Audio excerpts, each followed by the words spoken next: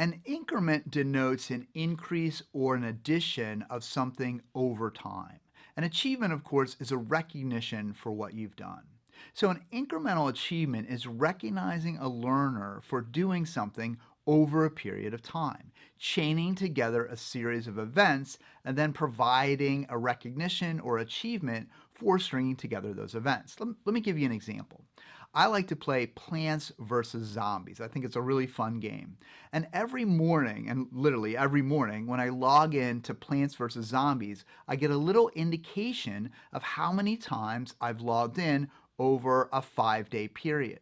Those are incremental achievements. They're incrementing me to log in. And on the 5th day when I log in, I get an award. I get more elements I can use in the game Plants vs. Zombies. So the incremental achievement leads me to the 5-day achievement.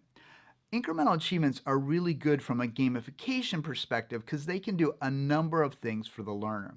One is an incremental achievement can set the pacing for the learning. So if you want the learner to log into your gamified system every day, you would have daily increments. If you wanted them to do weekly, you'd have weekly increments, bi-weekly increments, monthly increments. So the discipline of logging in, the rhythm and cadence, is by the incremental achievements. The second thing, and I kind of mentioned already, is the discipline. So what happens is we get busy, we're doing lots of things, we've got lots of demands on our time, and we may forget to log into the gamified app or forget because we're busy at work or something along those lines. So what happens is these reminders pop up for us and go, oh, you want to go back in because you don't want to mess up your streak. You don't want to mess up your incremental rewards. What we call them streaks, really. In non-instructional design and gamification terms, they're called streaks. You don't want to mess up your streak. You want to stay with your streak. And so you'll log back in to do the streak. The other thing that incremental achievements can do is they can help the learner motivate and navigate through difficult content. So what that means basically is that you can take difficult content and break it into different pieces, smaller pieces, and then you can provide incremental rewards or achievement for going through level 1, an incremental achievement for going through slightly difficult, slightly more difficult, slightly more difficult. And those incremental achievements lead the learner through that particular content. So it's a really good way to think about using incremental achievements. Now, there is a word of caution about incremental achievements. So I have all kinds of fitness apps, and a lot of them are gamified.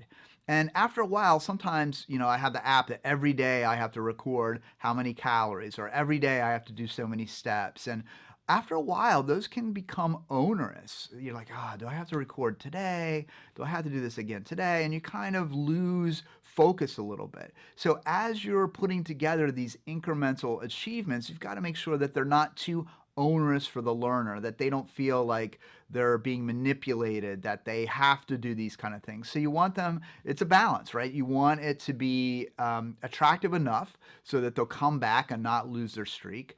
But you also don't want it to be so onerous that they have to feel obligated all the time. So, for example, in Plants vs. Zombies, I also do a battle mode, so I can battle other people. And if I do enough and win enough battles, I have a streak of wins, I get some kind of reward. And each level, I get a reward. Well, sometimes, believe it or not, I lose a battle, actually more times than not. When I lose a battle, though, Plants vs. Zombies gives me the opportunity to buy my streak, by the continuation of my streak. So one thing that you may want to think about is, can you give learners some control over their streak? So if they blow their streak, can you allow them kind of a forgiveness, kind of a hall pass, if you will? Okay, you can use these points that you've earned or diamonds that you've earned or whatever that you've earned to keep the streak going. So that's one way to kind of overcome one of the challenges of the onerousness of streaks. So when you put incremental achievements together, keep in mind